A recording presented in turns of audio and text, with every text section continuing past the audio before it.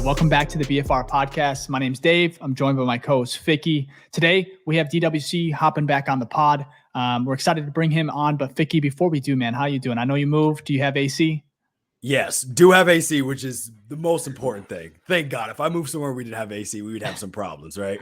But yeah, moving, I wouldn't recommend that to anyone. If you've ever moved in life, I'm sure you understand that is not a fun process, but I will say we're finally done. Finally done. I can chill, kick my feet back, relax. So, and perfect time too, right? When the season's about to get going back up again, perfect timing. It's important, man. But let's go ahead and bring DWC in, and then we'll talk with you guys. All right, we have DWC back on the pod. First of all, man, thank you for joining us again. How you doing? I'm doing well, man. Just got back from first week of work, so that was a lot of fun. But excited to talk some Bears football with you guys again. Yeah, and for those that don't know, this obviously you just started your new job. So what are you doing outside of Bears content, YouTube? What are you kind of working on now? Yeah, so I'm doing tax accounting because that was what my degree was in college. I didn't use that degree for like a few years because I was doing YouTube, but got back in the working world. And excited to do that, obviously, right? Because I can still do YouTube along with that on the weekends, and so you guys can still expect content from me on Twitter, on YouTube, but have another thing to pay the bills, obviously. So yeah, absolutely. Mickey, man, you moved. How you doing? Oh man, tired. No, I'm good. Like most of the things are done. The floor, I can actually see my floor and there's nothing on it. You know what I mean? Because I don't know if you've ever moved recently, but it's like a game of Tetris, just like getting things in and then trying to put them in the right place. So almost done. So I'm happy. Actually gonna chill and relax. Yeah, and then we have. As far as like moving, we just moved like last year, and it was probably the worst experience. Like I don't ever want to do it again, so I don't envy you there. No, it is god awful. I wouldn't even wish this on my enemies. Like it's so bad. And then DWC, you kind of posted a clip of like your office view, which is insane. It's in Chicago, right? It's 71 South Wacker, so it's right by Ogilvy, basically on 26th floor. So really good view. You can see all of Chicagoland. Yesterday when it was raining so much, I could see like the entire tornado. I mean, I didn't see a tornado there, but I could see like the winds and everything. So it was pretty cool. Awesome. That's cool. Is the commute too bad? Or commute isn't too bad, right? Because I take the metro, which I'm about an hour out with the express train. So like 1 hour isn't too bad, I'd say. Gets annoying sometimes because we had a tornado warning a few days ago where they stopped the trains for like 45 minutes. So that kind of sucked, but yeah, that sounds like that does not sound fun. Yeah, definitely. All right. This episode's going to kind of be laid back. As you know, DWC, you've kind of tweeted about it. This is kind of still the dead time. We're about 2 weeks away from training camp. I think we'll have a couple things to talk about, like the NFL Top 100. We have, I think, the QB tiers coming out as well. But as far as content, it's kind of drying up. So we asked you guys for questions, and you guys kind of delivered with some really good ones. And DWC is going to help us kind of answer some of those. So we'll start with the first one. This is going to be from AJ on Twitter. If you could guess who would be the surprise riser on the depth chart, who would it be? DWC, we'll start with you, man. Sure, yeah. I mean, I kind of want to say Terrell Smith, the cornerback out of Minnesota, because that's a guy that I feel like nobody's talking about right now because it's a 5th round pick, not really highly drafted. We already got so many cornerbacks that we drafted higher than him, like, Kyler Gordon last year, Tarek Stevenson this year, but maybe he could be a guy that challenges Tarek Stevenson for playing time, or maybe even Kyler Gordon. Like, I'm not going to go out right and like predict that, but there's a lot to like out of his tape as well. He's very athletic, obviously. So if he has a really good camp, who's to say he can't beat out Tarek Stevenson, even though Tarek Stevenson was a 2nd round pick. So I would go with Terrell Smith. Yeah, absolutely. I like that one. Ficky, man, how are you feeling with that? He stole mine. Like, we always think alike. I swear, like every time I ask the question, I have the same answer. That was my pick. And yeah, of course, fantastic minds think alike. But, another key point why I say that, I agree with all those points. But if you listen to how Eberflus like hyped him up, oh gosh, seems so long ago, like a month ago when they had like rookie mini camp and all that, he mentioned Terrell Smith like 2 or 3 times, like unprovoked. So that lets me know that he's actually doing things to stand out in practices, which is a good sign. So I think because a lot of our rookies, I feel like are like, I want to say Javon Dexter, but I'm like, you're probably going to be one anyways. Like, I think you might be the biggest surprise, like not surprise, but like you might thrive the most, but you're already kind of set as one. So I don't know if that's really a riser, right? Because you're already DT1, or I guess Justin Jones, depending on where he plays. But so it's either Terrell Smith or I'd go Javon. Okay. Yeah. I kind of was thinking both of those as well. So I guess I'll kind of go to my third option, which is a good one. I think we'll go with Tyler Scott. I think he could surprise a lot of people in camp, especially when it comes to like Bayless and maybe those other two kind of borderline roster, almost maybe cuts. So I think he has the potential just where he was picked. I think there's a lot of hype behind him, but he's going to have to prove it, obviously. But that leads me kind of to my next question. It was about Bayless. This is from Alex on Twitter as well. It says, will Bayless make the team? I don't know. I don't know how you feel, DWC, how you feel about Bayless. Do you think he has a shot, or is he kind of a lock?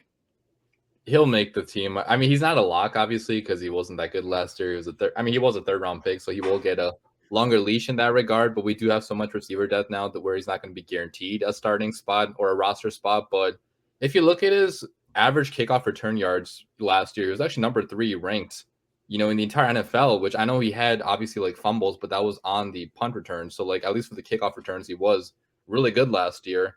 And if that's the only value he's going to provide you, I still think that's fine to keep him as a wide receiver number 6, because he's also going to be on the field for like gadget types of plays, sweeps and stuff like that. So he has game changing speed, right? It didn't come all together last year, which I know he's 25. So like, you're not going to give him too much time to develop, but I still want to see Bayless on this team for next year, because we saw good things out of him at the end of last year too. Like the last game of the year, he almost ruined our tank kind of by scoring a touchdown against the Vikings. So there's a lot to like still in Bayless Jones. He's not going to be, charged with being wide receiver number 2 or wide receiver number 3. Now it's going to be wide receiver number 6, which I think is totally fine for his role. So I think he's making the team. Yeah, I like all that, man. Vicky, where do you stand on that? With Bayless? Yeah, I gotta agree, because when it comes to people that are like, when you're not a starter, you got to look, okay, what else are you bringing? And a lot of times that's special teams, right? So if we look at the wide receivers, right, so people that could possibly get in front of them, you have EQ, you have Dante Pettis, and then Bayless, kind of in that like 5, 6, 7, and Dante Pettis does punts, so I think he's gonna make the team, right? Bayless Jones does kickoff returns, so I think he's going to make the team, and he does kickoff returns well.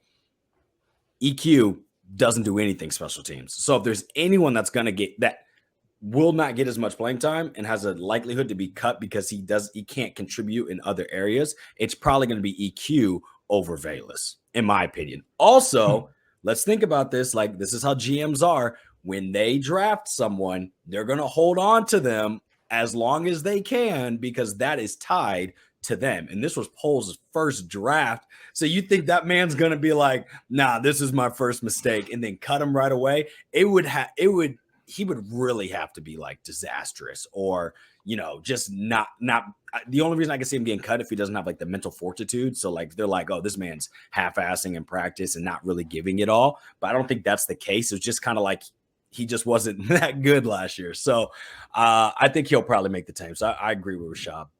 Yeah, I agree. That would be such a surprising cut in regards to camp. And I think he would probably be scooped up, as far as, another team, eyeing on him. But like I said, I think last year he had those plays where he did hang on to the ball, those like, end arounds where he used that speed and he picked up 10 yards pretty easily. So if he can put it together, he might not be a star ever, but he could be just a really good 4 or 5 on a team and could always push, other players to be better. So the next question we saw there was some potential, like the Bills game where he ran that kind of post, right? You see plays like that, and it doesn't mean that he's going to do that consistently, but you're like, okay, I can see his speed plays a part there. Now let's just see if we can make that more consistently, right? And he's a rookie wide receivers. Unless you're Justin Jefferson or Jamar Chase, it normally takes you a little bit to learn. So I don't care if he's 22 or 25. It takes a minute for a wide receiver to figure it out, right? So let's see after this year. And if it's not there, next year, which I think would be his contract year, then I could see like a potential cut. But I feel like it's too early. Yeah. I agree with all that. And it's going to be fun because camp is almost here. The next question we have is actually going to go ahead and go around Justin Fields. This is from Jim. He said Fields' strength in the passing game is his deep ball. Bears just got a wide receiver who takes the top off defenses. He's probably referring to DJ Moore. I don't want to see Getsy lean too much into that because Fields needs to develop plus reps in the short game. So his question is, when should a franchise ignore QB development and put all the chips on utilizing his strengths?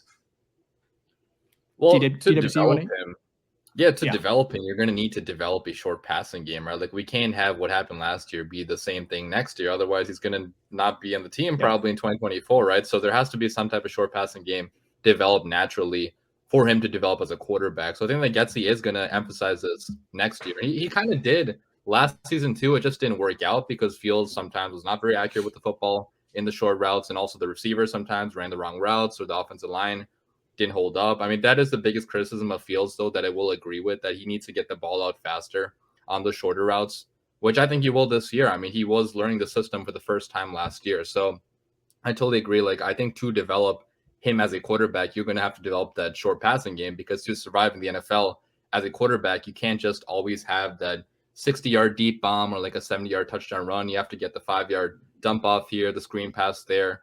Be like a Kirk Cousins every once in a while, because he makes a lot of money in the NFL. Like, he's made a living so long because he's able to be a game manager when he has to. So, yeah, I would think the short passing game still has to be developed. My heart sank when you said Kirk Cousins. Heart sank. I'm sorry. Please, only in the short please do not please don't be anything Kirk Cousins, please. Okay. No, that is, I mean, Kirk Cousins is better than average, right? Like he does well in the regular season. It's just the postseason or the bright lights design does well. But I think, like, to develop as a quarterback, you have to have the short game, because I think that builds confidence too, right? Because if you can get little yards here and there, like you're slowly driving down the field. So I think it's actually really important to look for this year. And we were talking about like his short passing game is him and Kmet, right? We saw a lot of it last year, but like 3rd down and 6, 3rd and 4, stuff like that, where he has that guy. And then also DJ Moore is pretty good at the short game across the middle. So looking at slants and things like that, just having that trust, like as Rashab said, that, you know, you could see that he didn't want to throw it to the short a lot of times. I think it's because he didn't have trust in his wide receivers. But my only question is if you look at the running back room, honestly, none of them are actually like pass catching running backs, right? Last year, our best pass catching running back, who actually is pretty good at catching the ball, is David Montgomery, and he's gone. So my question is, who's going to become that guy in the backfield, to where, like, if Fields is, you know, if he's looking touchdown in, who's that guy he's dropping it off to? Like, who do we have confidence in that is going to be that guy? Because none of these guys have really shown that in their NFL career. DWC, who do you think? Yeah, it'd have to be Roshan, I think, because Khalil Herbert is already proven to not be a good pass catcher. He could improve, obviously, but I don't think at this stage, like, he's going to get that much better as a pass catcher. But Roshan in college, like, even though he wasn't known as being a pass catcher, you know, quote unquote, I think he did have some plays where, like, he did, you know, make some good plays in the receiving game and the passing game. So I think that Roshan, honestly, that's why this might be a question later on. So I'm not going to talk too much about Roshan, but like, he has the ceiling that I feel like no other running back right now has, which is why I feel like he could be RB1, because he can actually hopefully catch the ball. I mean, we're not going to know until camp starts, until the game starts, but I think Roshan could be that guy. Yeah, because I think he really is going to need, like, I'm not concerned with Kmet. I feel like Kmet has shown growth through the years, and I think Fields has developed that trust with him for the short game. But I'm like, you need someone else as well, right? And a lot of times it is that running back, you know, just going off in the flat and things like that. And I'm like, that used to be Monty, our guy, and now that's the one part of Montgomery where I'm like, you know, I wish we had that back. But it'll be interesting to see. But I can see that with Roshan. There's so much to unpack there, because like with Fields and that short game, you're right. That's one thing he just needs to get down. And I think if he can develop that, at least, you know, at a, you know, medium or like average level in the NFL, paired with everything else that he's very, very good at, if not elite in regards to the running and maybe even the deep ball, I think he would be very, very tough to stop. And I think the addition of DJ Moore, I think it's been talked about obviously so many times over the offseason, but it's true. Him on a slant, he can just get it. He's faster, he's stronger, he's a better route runner. He's just he's a wide receiver 1, and that alone is gonna. I think they've seen it in minicamp, and even in OTAs that you just couldn't stop it. Now, this is the Bears defense, and it's not necessarily the best in the NFL, but at the same time, DJ Moore is DJ Moore. So, and I like just that having idea. that. Yeah, no, I was just saying, just having that connection is like huge. So like a lot of times I think when he just like, he looks and it's like, oh, that's not open, I'm going to go here to DJ Moore. A lot of times on those quick short passes, I think we're going to see a lot more of that. My only concern is we cannot have basically Fields is, which is weird. Fields is great at making like the hard plays. Like this man does all this crazy stuff to like make these crazy highlight reel plays, even on some of his passes, right? But then you have the ones, who was it too? The tight end in the corner on third down in the red zone. You remember that? It was an easy touchdown pass, and he just like overthrows him, right? I can't remember who it is. He's not on the team anymore. I think it's tight end number 2 or 3 last year. But anyways, those are the ones where it's like, who is it? Sorry, Ryan Griffin? It was Griffin. It was Griffin. Yes, it was. Yeah, but it's those plays where it's like, hey, that's like the easiest play. How are you not getting that? So I'm hoping he can kind of close the loop on that, and he's going to still make those like plays where we're just like jaw dropped. So like Dave said, if he can kind of get that all together, it's going to be very difficult to slow him down.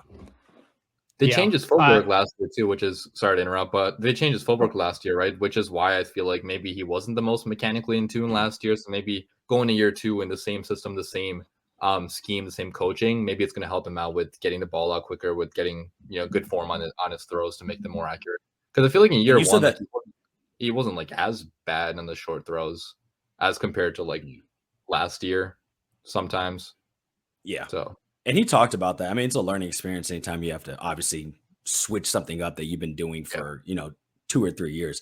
But you mentioned this on the last question I was asked, or the first question I was asked, and you basically said year 2 in the system. And I think that's slept on like crazy because being able, well, first thing is that he hasn't done that. He hasn't had back-to-back years since like college, right? So having something where you kind of already have the foundational pieces, and then along with the second year of that new footwork, right, you can really start to build on it. And I think it's going to help build confidence, because I think like once Fields, because we saw it last year, once Fields kind of got confidence, it was like, okay, it's kind of hard to stop this guy. But if we look at the season before, where that man had every ounce of confidence came out by every hit he took, right?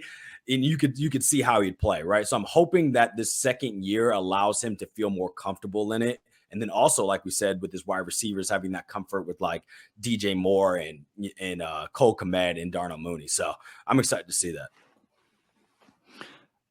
Speaking of Roschon Johnson, obviously I think he is probably the most talented or most upside, but I do like Herbert, and maybe we didn't see enough of him catching the ball last year. And perhaps that I think he's probably working on it. He wants to be part of this team probably for the long haul. So he needs to get better in both, pass protection and then obviously receiving. But this question is from Marco. It says, assuming Johnson shows out in camp as just a pounder, pass catcher, defender, like pass protection, who is sitting? Like, who is not going to get reps? If he is the pounder guy. is such an interesting way. I've never heard that for a running back. Pound the rock. It's just an interesting adjective to use there. Yeah, I've never heard that, but I get what he was saying. Sorry, I didn't mean to get us off track. I was like, interesting word to use there. But DWC, you can answer the question. I don't know. I mean, I feel like it might be Herbert, because he's not Poles' guy. Like, Poles did sign Foreman this offseason, so like he has been kind of so productive. Yeah, he has been big about playing his guys though. Like, Poles has gotten rid of 95% of Ryan Pace's roster, so he could just be like, oh, we're not giving Herbert opportunities because Foreman was also really efficient last year, and we signed him this year. But I think it depends on like who's like really good in camp. If Herbert has a better camp, or if Freeman or Foreman has a better camp, I think that's what it's going to depend on. But I honestly think the two are really, really similar. Like, Herbert and Foreman are kind of similar. Maybe not like playing style, but like in terms of efficiency, they were pretty similar last year. So I don't know how to answer that question, honestly, right now. I think it's hard to tell too. Yeah, it's hard to tell too, because like right now, the run game is basically non-existent. So it's not like we're getting reports on like, oh wow, look how great Herbert and how great Foreman or Roschon's not looking good. It's like you have no contact, and like that's the whole point of running, right? So most of the stuff we've heard out here is, and obviously you like, because there's no contact, you don't get like the run schemes. Well, you get the schemes, but you don't get like the blocking and the holes. You don't really get to see like how or get reports, because we're not seeing anything, but get reports on how well the running backs are actually doing. So, and it's kind of going to be like that through training camp too. So it's just going to be interesting. My thing is like, if we look at Bears fans, because we're kind of crazy last year, and me included, I'm like, yo, Herbert's a dog, right? Like that man looked good last year. And then this year we draft a running back, which a lot of people didn't even know about. Some did, which is fair. And it's automatically like, who is Khalil Herbert? Get this guy off my team. You know what I mean? And I'm like, wait a minute, what happened like 6 months ago to now, where the man hasn't even played, and now the whole script has been flipped. So I'm still going to, Herbert looked good. He had some of our biggest plays. I still would like to see Herbert like have that number one spot, but I also think it's going to be a running back by committee. So it's like whoever's doing well is going to stay in. And then another missing piece is, can Khalil pass block or catch? Because we haven't really seen him as a catching back either. You know what I mean? Because if you can catch and you can pass block, you're getting more reps. And like you said, Rashad, Roschon can do those two things. So I could see how he could rise up into the depth chart, or I guess more like play counts, because there's those opportunities where it's like we can put you in multiple times and we're not giving away what we're doing. You know what I mean? So it'll be interesting to see. Okay.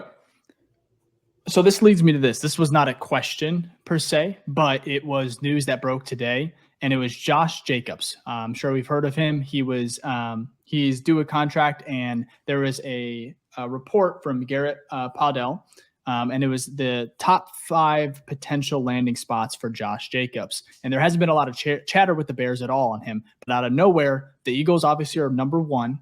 Number 2 is the Bears, followed by Miami, Denver, and then Arizona. It was shocking to hear, but should the Bears look into Josh Jacobs? Because let me bring some of these stats here, which is kind of crazy.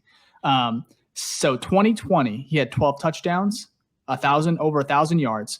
2021, he had 9 touchdowns, just barely under 1,000. But last year, we know he went crazy, 1,600 plus yards, 12 touchdowns, averaged almost 5 yards per carry.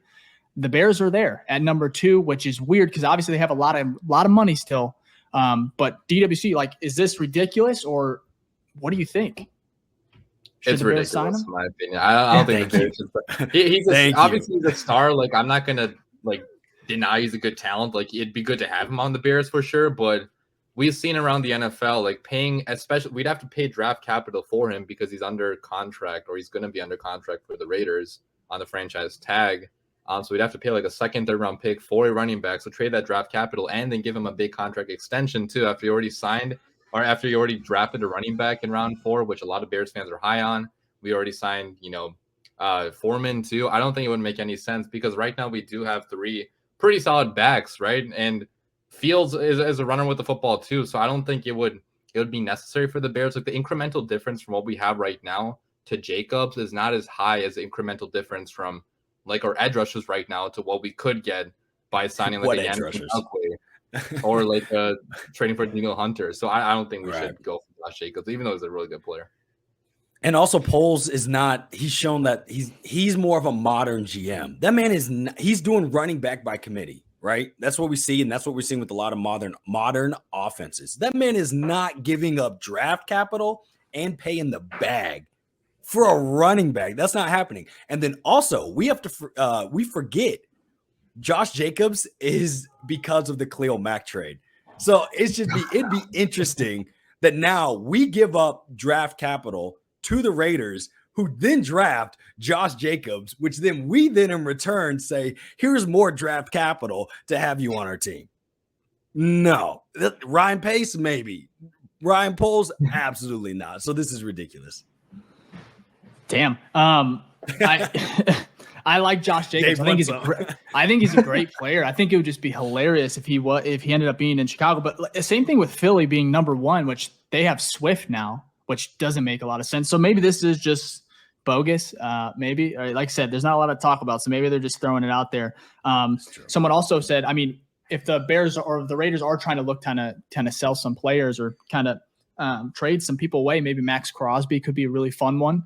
Crosby, I don't know what that would take. I would do that. Yeah, you 100%. can have draft picks for that, but not shit. This is the problem. It's not really a problem. Like, this is good that we have this much cap space, but we're going to be involved in any scenario because we can throw money at any. There's not one player where we can't draft be like, here, too. take this. Right. So it's a good position to be in. But when it comes to, internet clicks, like, this is just what we have to deal with in the moment. Right. We're going to be somewhat involved in about everything. So, yeah. So we'll stick to the running backs real quick because I remember this graph actually popped up. This was from Nick Whalen on Twitter. He it was EPA per rush. And it was he said that David Montgomery, which, like I said, he did leave. He's in Detroit. He was the least efficient running back over the last 4 years. And that's a lot of different running. Kenyon Drake, Chris Carson, Jamal, just a bunch of running backs. And he was actually the least efficient. And so you bring in Foreman, you bring in Johnson, who could be, like I said, he could be potentially really, really good. It's just shocking that Montgomery might have just not been as great as like everyone maybe thought. What are you guys thinking on that right there? Are you surprised? Not really. Like, you could see the numbers. His yards per carry were never that high with the Bears. I mean, he was a fan favorite though, so like we never wanted to talk bad about him, and I'm still not going to talk bad about him because he's always good to Bears fans, like really good team leader and all that. The intangibles are really good, but yeah, like on the field, he's not a game-changing back. He's a good back, I would say, because he does have the pass catching ability too and the pass blocking ability too. But he's not like a Josh Jacobs or like a Saquon or anything like that. So honestly, if you're like that tier of running back where you're not a superstar, you can replace those running backs with guys in the draft very, very easily. So I don't think we lost too much with losing Monty, but I wish him the best in Detroit, except against us, obviously. Yeah. And I'm in the same boat. It's like it's not no hate against David Montgomery, but he is what he is. Like, there was overhype about Monty, and I'm like, then why is Khalil getting all these big plays, right? Like, Monty was good at breaking tackles, but like when it came to the outside zone type of running, it just wasn't him. So I'm not really surprised. Like, I feel like, and maybe this is just recency bias, but I feel like I remember way more big runs from Jordan Howard back in the day than Monty. So like, I'm like, we let Jordan Howard go. Though, because he had a 1,200 yard season, right? Jordan Howard. I can't remember what his biggest yard season was, but it was I think much more than the Monty had. Yeah, and I think it was more yards per carry too. So it's like Monty. I think the thing with Monty is that he's always been just like good. Like he's always been good. He hasn't been bad, and then he's also been like a good when you talk about the intangibles, like Rashab said. So he's a fan favorite. So you're going to always put a little bit more value into him. But in reality, like we talked about the modern offense, like I'm not re-signing someone who's just as a running back, just good. Like if I'm going to re-sign a running back, that barely happens anyways, you need to be like pretty damn good. Like you need to be a way above average where I'm going to decide that where I can draft a running back every year. I'm deciding, nope, I'm going to instead pay you. And that's because you have to be a top dog. And Monty is nowhere near that. So it made sense. I don't know why people are expected that he left. I mean, that he didn't get re-signed. I think that was kind of written on the wall. So. Yeah.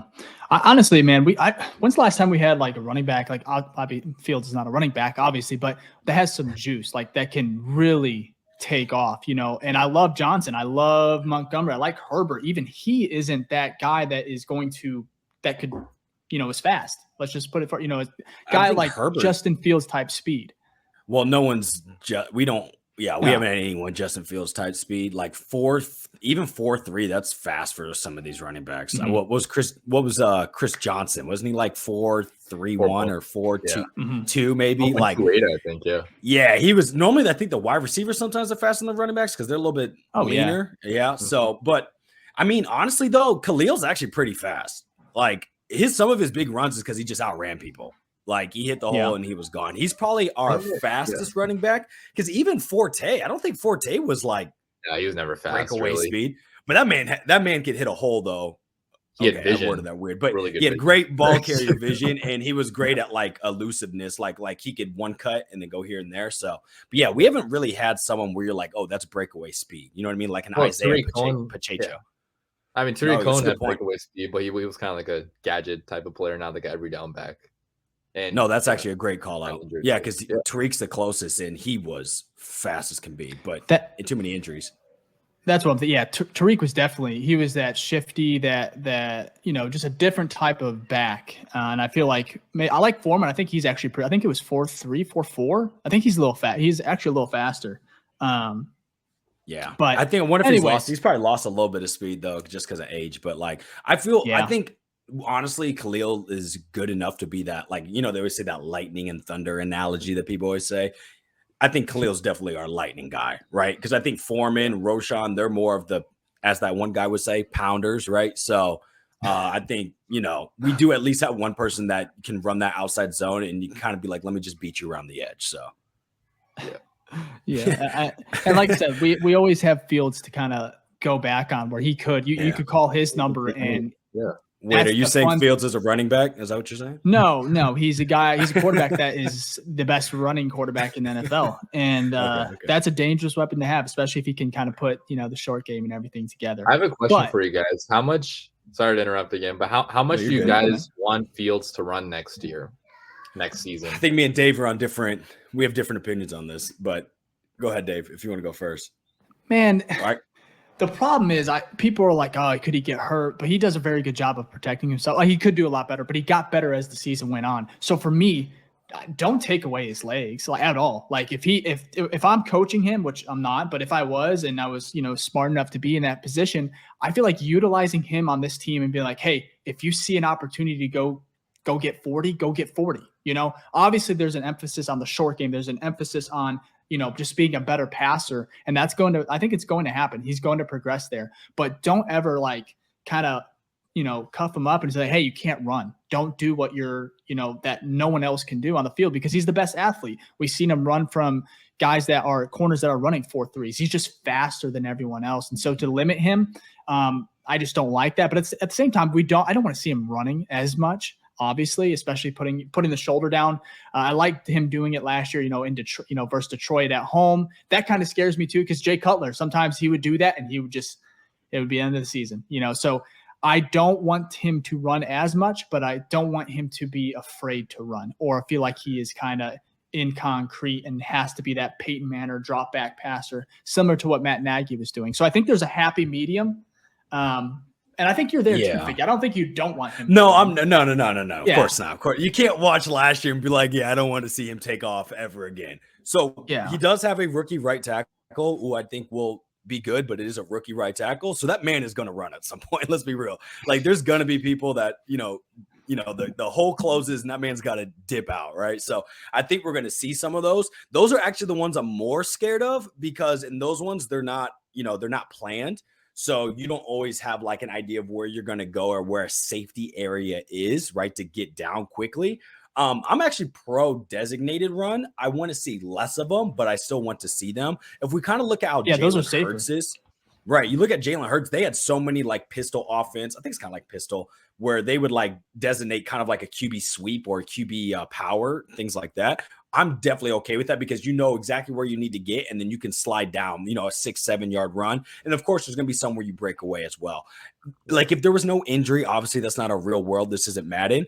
Then I'd be run all the time. I don't care. But because the running does lead to injuries happening, he's been injured every year. Maybe not giant injuries, but he's been injured every year. I want to see Fields play a full game. A full season. So, give us those breakaways as a fan, so I can be he's still that motherfucker. But also, let's drop back a little bit more. Hopefully we have some good protection. Let's get the ball out so that you can, be there for if we get to the postseason and things like that. So, yeah, that's a great question, DWC. What about you? What about you, Rashad? Where do you?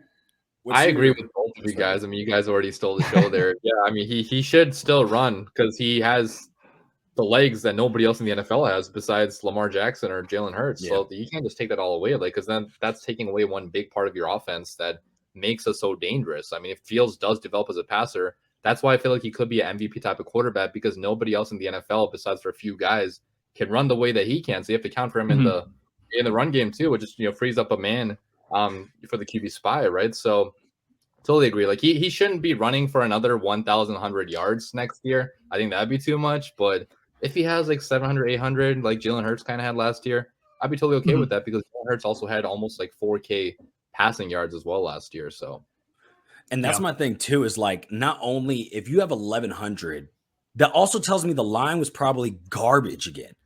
Because a lot of his biggest runs were not planned. I mean, there were some like on some RPOs and things like that. But I'm like, if you're running that much, that means there's probably a higher frequency that you're like, I got to get the hell out of here. And that's not a good sign either. So I'm hoping it's like you said, Rashad, kind of like, 600 to 800 yards. You know what I mean? That's still a lot of rushing yards, and there's some exciting plays with that. But if we're getting to 1,000, it's like either we're running way too many design plays, or you're running for your life again, which would suck.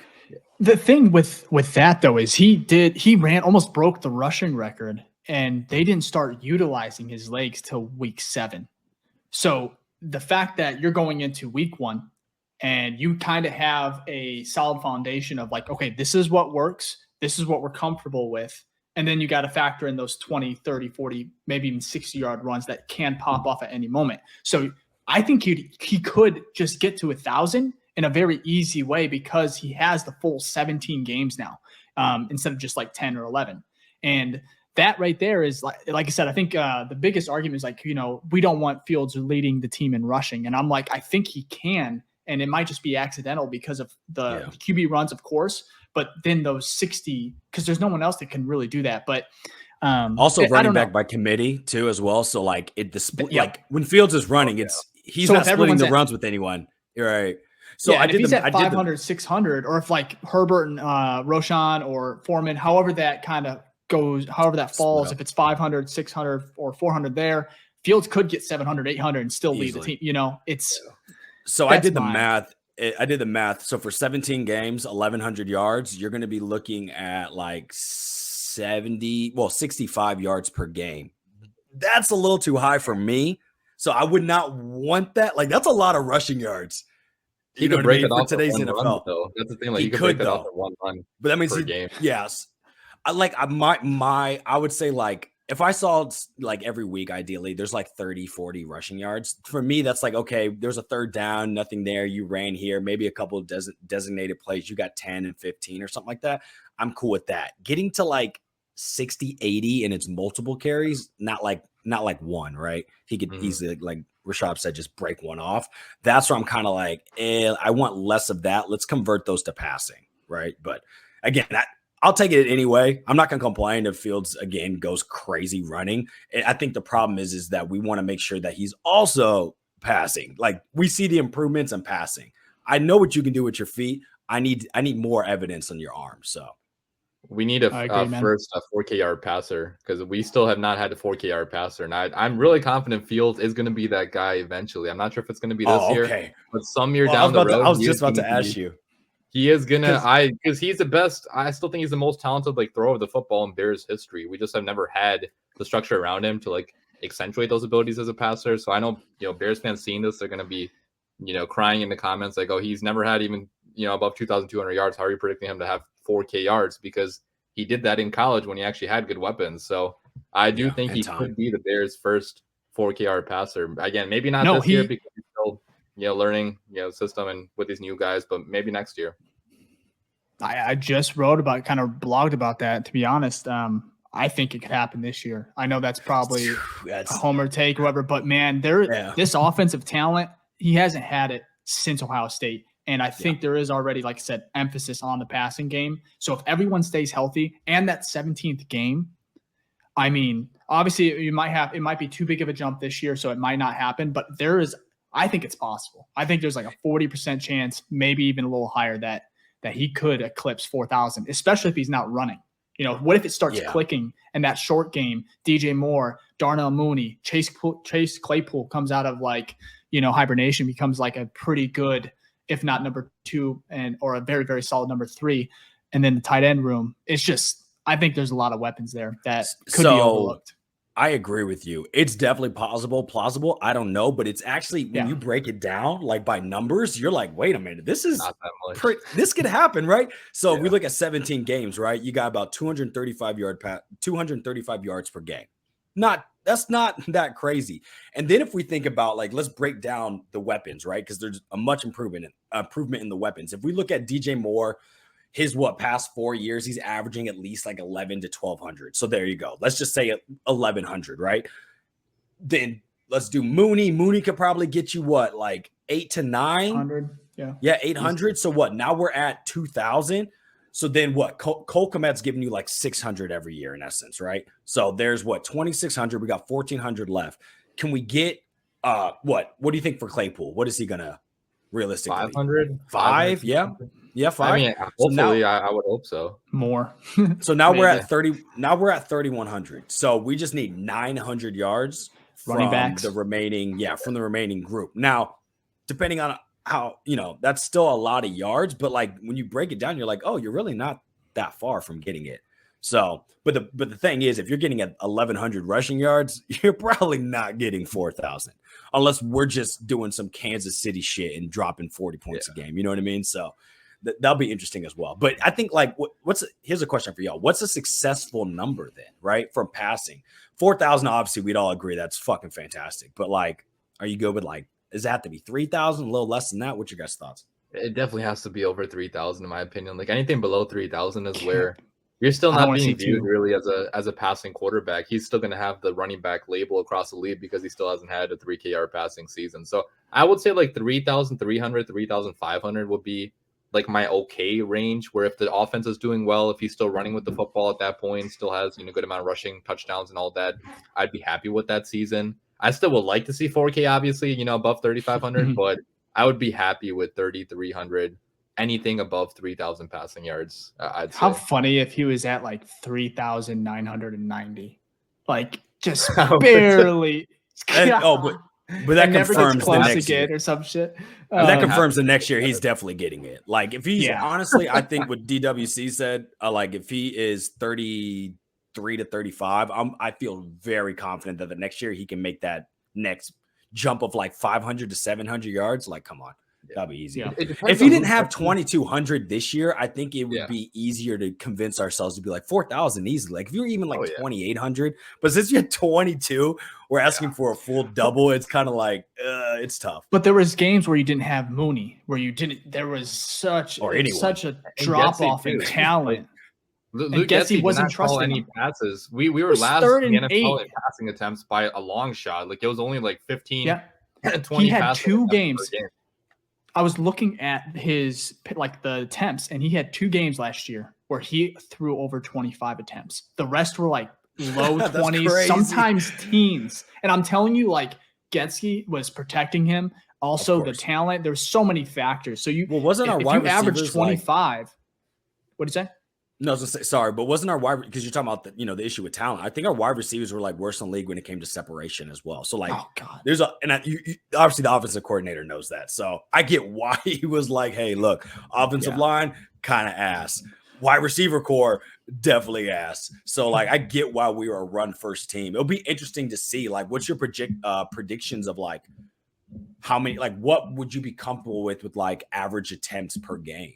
Because let's say, what was last year's? Anyone know off the top of the head? Dave, do you remember the exact number? I was looking at it. It was like low. I think it was almost low 20s, if not like 19, 20. So what would you like to see? Because we're not going to see like 40. Like this isn't Patrick Mahomes, but like what would be acceptable in that in your guys' eyes?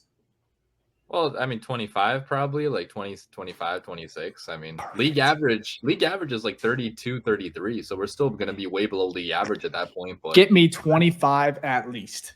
At least. Yeah. There's a problem if it's not, in my opinion, especially because it's another one of my reasons is why he could hit 4,000 is just where the league's at. Like it's a passing league. The defense, there's so many things going for the offense and a lot of things are going against the defense. So if Fields can kind of take that step with the talent that's around him now, I don't see why he can't get to 4,000 at least within the next year or two. And I still think, but the thing is though, too, I still feel like we're going to be a run heavy team, like it will. because we're running like a Kyle Shanahan type offense, right? And even Kyle Shanahan, they run all the time. So I think this year, I don't think he's going to get 4,000 because of that, because we're still going to rely heavy on the run, including him. But I do think overall his numbers are going to go up and his efficiency in the passing is going to go up as well. For me, that's successful, right? Like attempts going up in yards per game and things like that. I just feel like because we're still going to be running heavy, like we drafted a running back and we signed one in free agency. So don't think that we're not going to be running the ball, right? So it'll be pounding the interesting rock. to see. Yeah, Pounder's back there. So what a question. It's just funny. I didn't even think about it till you said that. But anyways, we'll kind of ended it there. But a cool thing with Fields that kind of broke today, which was kind of cool, was Justin Fields was in Florida training with a bunch of the guys, bunch of wide receivers on the Bears. So it was Fields, PJ Walker, Nathan Peterman, the GOAT, Chase Claypool, Webster. Is it Simba? Simba, I think it's Simba. Is it Simba? Silent. I didn't know he was on the team. So, wow. Well, I don't know if he's on the team, but he's practicing. Yeah, he's getting them reps he's still on the team. Remember, we haven't made major cuts yet. So everyone's on the team at this point. Yeah, and Darius Fountain, which, man, I don't think I don't even know. Yeah, I don't even know what that is. I ain't gonna cap. Anyways, I bet he's very talented, though. Cole Kmet, St. Brown, Mooney, and then Tyler Scott are all down there training together, getting that chemistry, which I love. And then obviously DJ Moore is actually his wife is expecting, so any second here, that's probably why he's not there. So no need to freak about that. Don't give him the Chase Claypool treatment, which DWC. What are your thoughts on that, man? We'll end there. How do you feel about Chase Claypool and kind of just the heat that he's getting hate for everything? He can cure cancer at this point and still get hate for it. I mean, I think it's because he puts himself out there a lot. Like he's on TikTok, he's talking trash, saying he's the number 3 best receiver in the NFL and all that stuff. So he does talk trash, so I kind of get it, but they hate on everything this man does. He can do anything off the field, and they post about him because they know fans around the NFL are going to click on it and give them clicks. So I think at this point it's just freaking stupid, but what can you do? Well, it's good to know that he knows BFR is on his side, because didn't he comment on he retweeted you guys? He retweeted Dave, I think. It was just my tweet. I was just like, it's fine. Shit. We'll count it. But yeah, I agree with you, Rochelle. That this shit's wild. I get you could be disappointed last year, but the man we just spent 10 minutes talking about how we did not try to pass the ball last year. We're the least effective in passing the ball. And then people are like, why did this man not go off for 1,000 yards in 8 games? It's I don't get it. It's all this warranted hate in this dead zone of a period. It just, can we give the man a full season to see? You know what I mean? Now this year he's not, he doesn't live up to expectations. Let's say he doesn't get 4 or 5 touchdowns, 500 yards, then, I mean, I'm not the one to hate on someone, but then I can understand where all this negativity comes from. But it's we haven't even given this man a full season with Fields. Come on, and a full off season. So people crazy. Yeah, he's the draft also is kind of the reason why, because we traded number 32. So I think if we traded a 5th round pick for Chase Claypool, people wouldn't care about it, but they take. But if it was the Ravens, it originally was reported, I would feel fine. And I still am okay, because you didn't know. You didn't know. Yeah, but I get it. It's it's a 1st round pick because the Miami one got forfeited. But I still look at it and it's it's a 2nd rounder. So you can find a gem at that pick, and you can find a gem somewhere else in the second. It's not like it was this option or a 4th rounder. You know what I mean? They were both 2nd rounders, and we just got the later one. So I don't know. I think people really freak, because with the draft, people get like that. Well, his expected value was at pick 34 and he went pick 37. You know what I mean? It's well, did you get the guy you want or not? So I'm not really tripping over it. I just want to see a full season, and then I can kind of address and be, or at least midway, and be okay, let's kind of look at it now and see how he's doing compared to last year when it was just a shit show. When it came to passing, be extended. You guys think? One last question: who do you think between Mooney and Claypool is going to be extended, or both are going to be extended? Oh, Mooney for sure. Between the two, Mooney for sure. But I could see both if he plays well.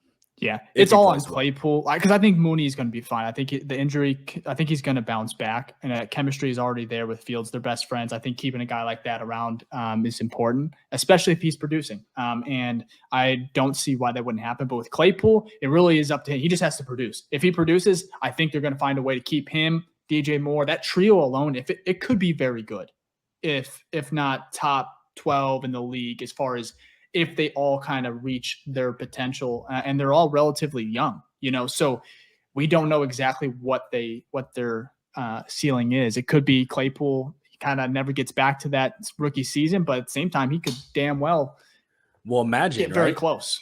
We're talking about Fields 4,000 yards. That's one of the biggest things to get him there. Like if Claypool's going off for like 800, 900, right? And then you have Mooney doing something similar. And then you have Moore getting his 1,000 plus. That's almost 3,000 yards right there between three people. So if I know that's like the ceiling, I would say, but if he does that, and another big piece which could get him to do that is that it's a contract year for him. His first opportunity to sign, which is obviously, first time getting the bag, a lot of times your biggest money. This man is going to be doing everything possible. You need me to run block and I hate it, I'm run blocking. You need me to run routes I don't want to run, I'm running them because he wants to get paid and, generational money. So if there's a year to see Claypool go off, kind of like how he did his, rookie year, or even better than that, this is the year to see it. So let's give it some time to see what happens. And Robert Schmitz, we had him on last pod. He said that Chase Claypool, and I think a lot of people might even agree with this, is that he is the most gifted, the most talented physical receiver on the Bears. He's tall, he's fast, so it's there. It's just, can he start putting it all together? Can Justin Fields kind of unlock that too if he takes that next step? So I think it's going to be interesting, man. I hope everything goes great, and we're talking about, we're not talking about wide receiver come next year's draft. We're talking about edge. We're talking about maybe defense or maybe another lineman. Because if we can lock down those three receivers and then just bring in, maybe Tyler Scott, Bayless, and keep that rotation, I think it could be fun for the next couple of years. So that's a good question, though, DWC. Yeah, I hope it goes off. I think Mooney's going to be set because he's homegrown, and I think that's locked in. But I would love to not have to worry about getting a wide receiver. Because we know there's holes on our defense right now, like a lot. So it'd be nice. Jr. though. Sure, of course. That, if there's an opportunity, but there's so many things to have to rely on, getting the draft position to have the opportunity to get someone like him. I'd rather have the safer bet and be like, we've kind of got what we got. Doesn't mean he's there, we can get him. But hear me out. To really please every Bears fan that's pissed off by trading a second-round pick, or high, it would have been first, I think, with the Dolphins and everything. Chase Claypool has 700 yards, plays very well, and the Bears have that a couple picks in the first round. They have a lot of capital, and they end up trading Claypool, getting Marvin Harrison Jr. They get the second back. What if you extend him? Oh yeah, do an extended trade. You'd have to extend, franchise franchise tag. Tag and trade. Yeah, because they don't do extended trades in NFL. I think it would be more of a franchise. Yeah, because I don't think they don't extend him. It's not the NBA, really. Yeah, I was gonna say NBA does that. We typically do the tag and trade, but still, I get you. You could get that. It's all just hypothetical, being hilarious, but just to get that second back and be like, all right, we're good, and then you get Marvin Harrison. Hopefully that's the Carolina pick, because if that's our pick down there or something like that.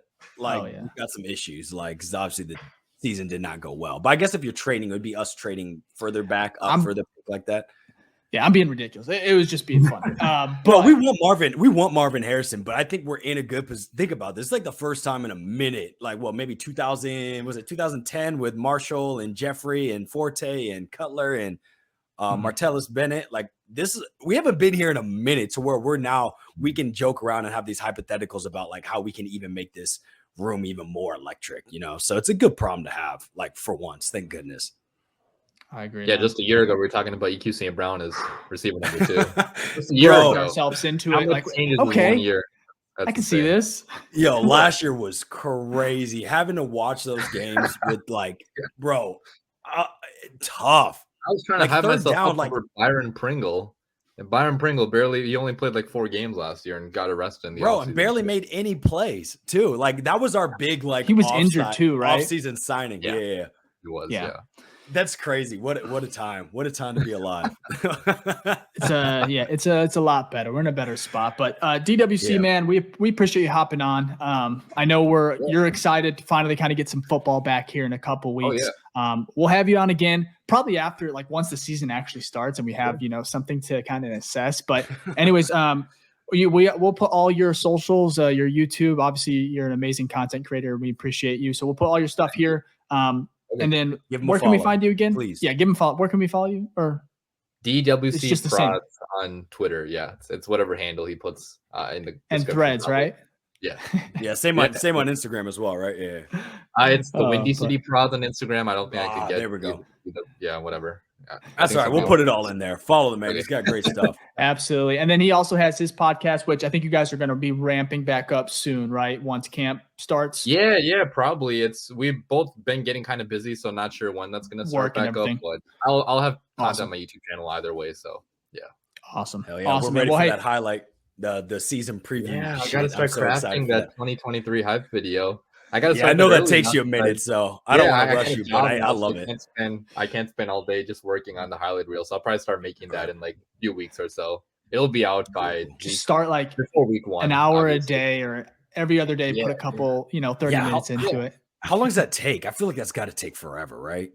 Dude, the Justin Fields highlight video, because now I actually have to go 7 minutes. NFL Game Pass, they ruined the whole system where you can't search for highlights anymore by name. So I have to go manually through every single game and look at the highlights, get the highlights. So that video took me a good 3 weeks to make, probably 30 hours or so. But hey, he saw it and he quote tweeted it, shared it. Yeah. It was 100% worth it. Yeah. The shit's fire. So go watch all his highlight videos. I love those. Thank you. Absolutely. That shit's fire. Appreciate you guys. Yeah. All right, man. Well, hey, again, we appreciate it, and like I said, we'll have all your stuff here, and we'll catch you back here soon. Okay. All right. Peace out, guys. Peace. All right. Just want to go ahead and thank DWC once again, hopping on the pod, reoccurring guest. I think he's just he's a great just creator, great Bears Twitter member, and we just appreciate him taking the time to just speak with us. We'll have all his socials, like we said here. Thank you, man. As always, how do you think the conversation went? Oh, it went great. I love talking to Rashad. I think it's fantastic. Congrats for him in his new job too, and doing YouTube. Like that's a lot. So that's good too. And I'm glad that he's still pumping out the content. And then most importantly, I'm glad he confirmed that for sure we're gonna get a hype video. I know last time he was on, I was talking about it. On him. I know. I feel so bad. I'm like a fiend over here. I'm like, please, this is what I need. This is what just make your own, man. Let's see what you got. Bro, the man said he put in 30 hours for it, and his stuff was tough. Like that. I mean, Fields retweeted it. You think bro, it would take me 300 hours. I just want to see what you got, to be honest. Oh man, it would not be. Just give me a 30-second hype video. I could probably do 30. I could probably do 30, but I'm not gonna be able to compare to Rashad what he's got over there. So definitely be on the lookout for when that drops. I know I will be. So absolutely. Well, guys, we appreciate if you enjoyed the video, if you like the content, and you want to help support the channel in an easy way, but meaningful, is just go ahead and hit the like button. It really does help the channel grow, helps kind of get the video out there. We appreciate all the love, and we'll see you next time. Absolutely. Peace.